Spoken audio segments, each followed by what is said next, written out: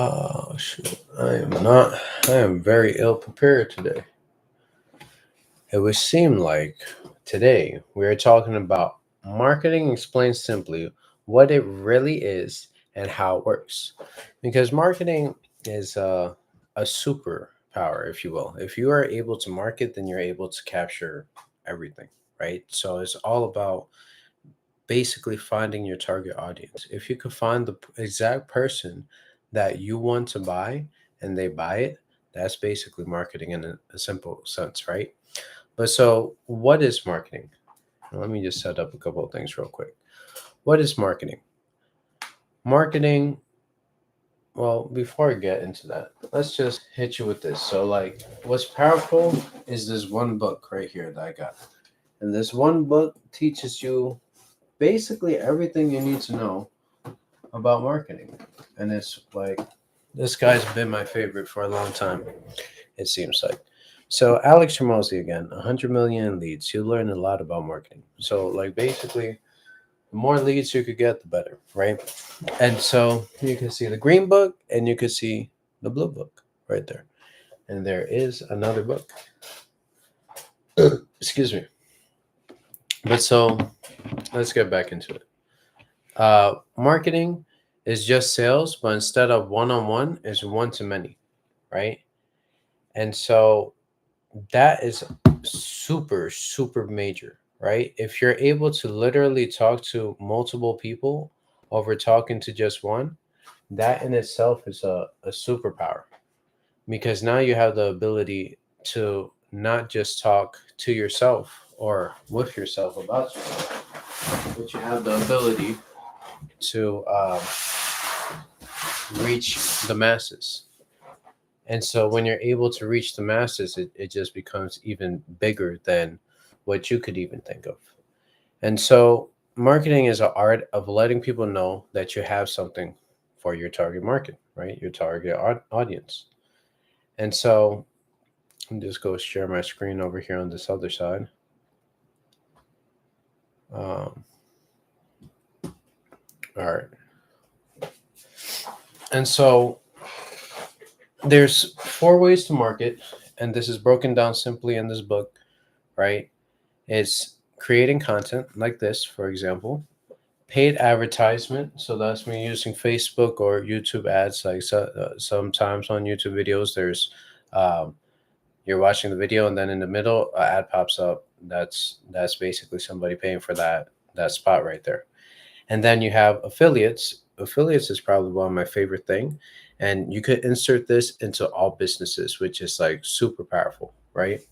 And I'll go into detail explaining this a little bit more. All of them, really. One on one, which is just you basically either you could call people, right? Or you could, go out, network, one on one type of thing, right? And so um, let's break this down simply by each level. And so when it comes to creating content, it kind of stems back into the social media marketing manager or social media marketing money, if you will.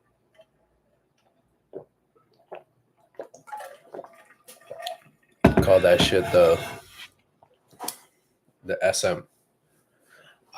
So creating content. So you could literally, the reason why I like long form content and just more so speaking content in general is because it makes it so easy to multiply that, if you will.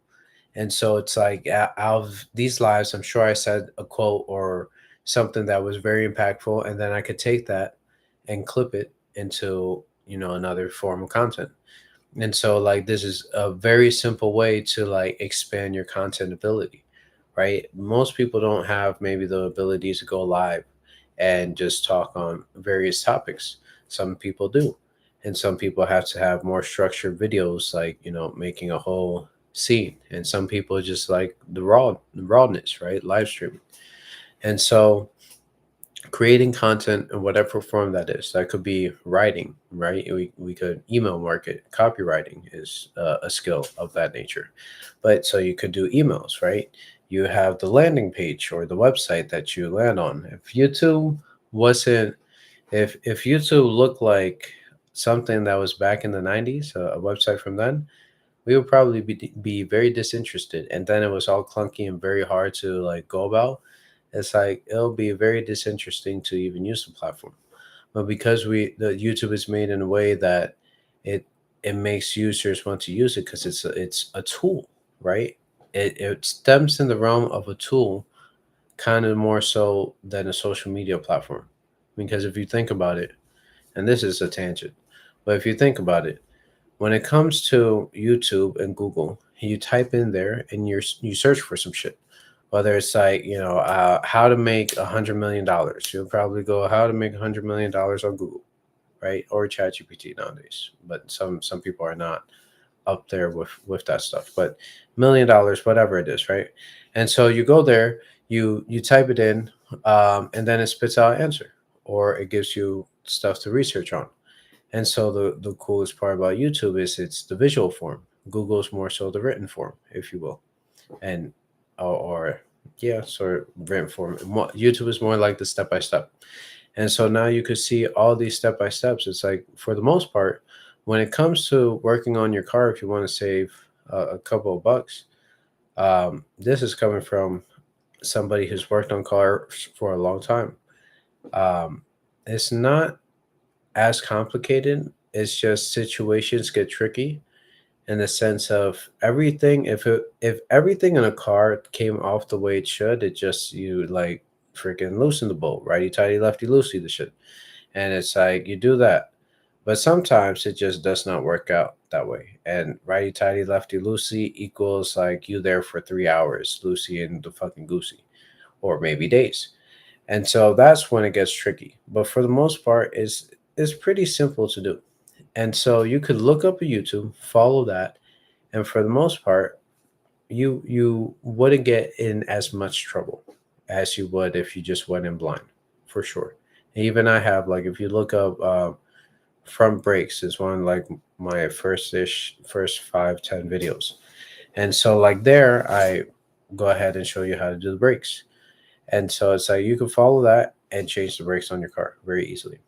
So that's why YouTube is kind of in a different tier of its own, if you will. That's why you could easily make evergreen content on how to's and stuff.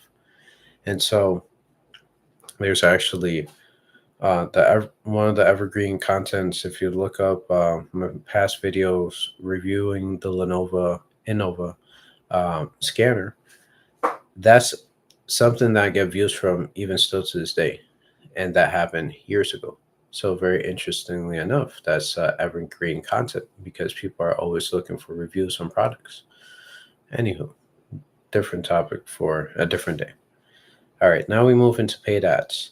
Paid ads is actually what got me more into social media because I wasn't really interested in social media until um, like it was more so I was interested, if you will, or more so forced into creating Facebook accounts, creating Instagram accounts, AIM accounts, if you're from back in those days, and all this stuff.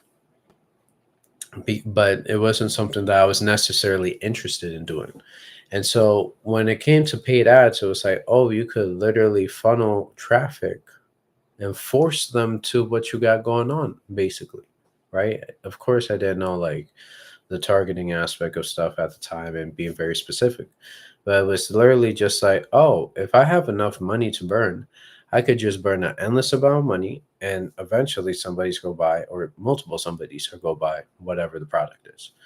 And so super powerful way. I mean, to get leads just in general, contact information is like basically the lifeblood of any business, really. So if they don't have an email, well, there's no contact. Apparently, I heard this actually. I haven't confirmed this, but I'm sure it's true. We could confirm it right now.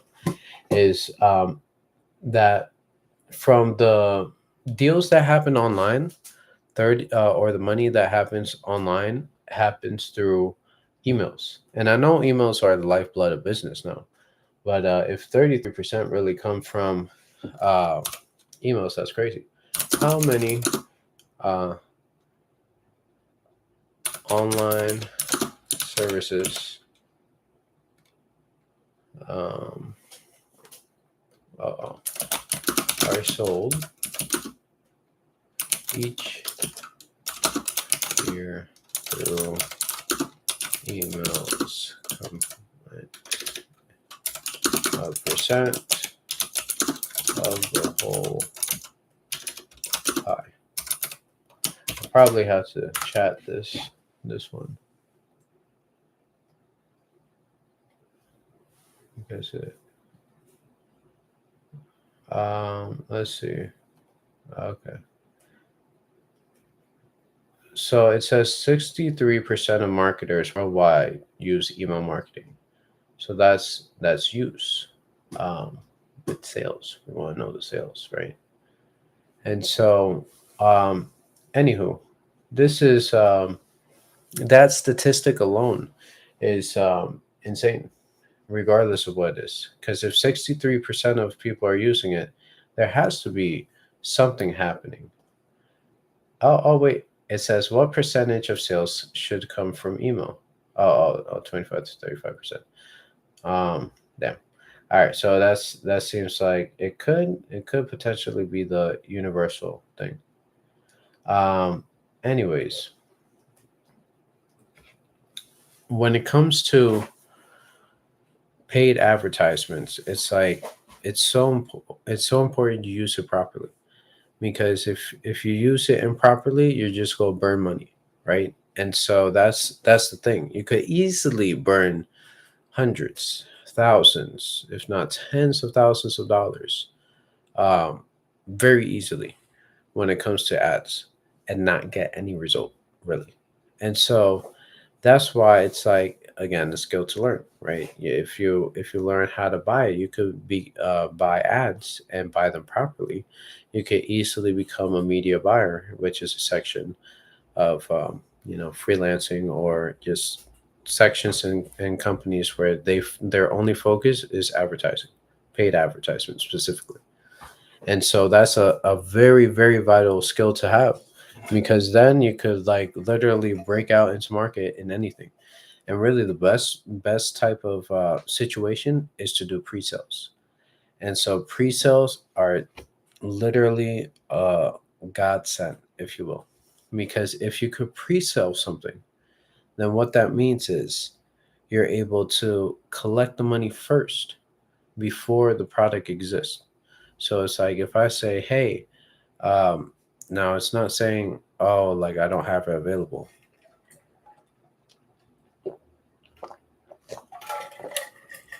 but it's more so the product is in development. And so let's say, and I've seen this happen many times, people do a pre sale, the product does not exist at all. And then based on the amount of people who are like, oh, I fuck with this. Yes, this is what I need. Then it's like, oh shit, we got to actually make a product. Right. And so, like, that's where paid ads come into play very heavy, because you could test items in the market before you actually put the money behind it. So, imagine it's way better to burn tens of thousands of dollars, even hundreds of thousands of dollars in ads versus millions of dollars in a product. Because imagine if you're sitting on 3 million, 5 million in inventory of a product that doesn't do shit. Nobody wants to buy it. That would suck. So it sucks, but in hindsight is way better than what it could be. All right. Affiliates. The reason why affiliates, which is affiliate marketing for you guys who don't know, affiliate marketing is basically you go to Amazon and you be like, hey, this book, I love this book. I do love this book, and I recommend you get it. Honestly, like, this book is fantastic. You could actually listen to the free version of this book on this guy's podcast. I think it's called The Game. And so, like, you have access to it regardless on Apple Podcast specifically. Is where I watch all my stuff basically, or I listen to all my stuff. But so affiliate marketing is so great because it's like if I love a product, I could just be like, hey, do you want this? And this is like this literally blinding into everything. All right. And so it's like, do you love this product? Do you love the iPhone? Like, okay, would you recommend it to somebody? Then find the affiliate link to that and recommend them something that you actually truly enjoy and you truly use. And they could use it too and have that same enjoyment, but you get a kickback for letting them know. And so the kickback, it may not be that crazy on some different affiliate programs, but some programs, they pay you a decent chunk of change. And so it's like, when I was creating a bunch of websites, I would use Bluehost. And so Bluehost, it had this offer, which I don't use it so much because I'd rather have a reoccurring offer than have an offer that is a one-time thing. So when it comes to Bluehost, it's a hosting provider where you could put your website on that platform and you could build the website and whatnot using whatever software you want to use. Probably know about WordPress or something like that.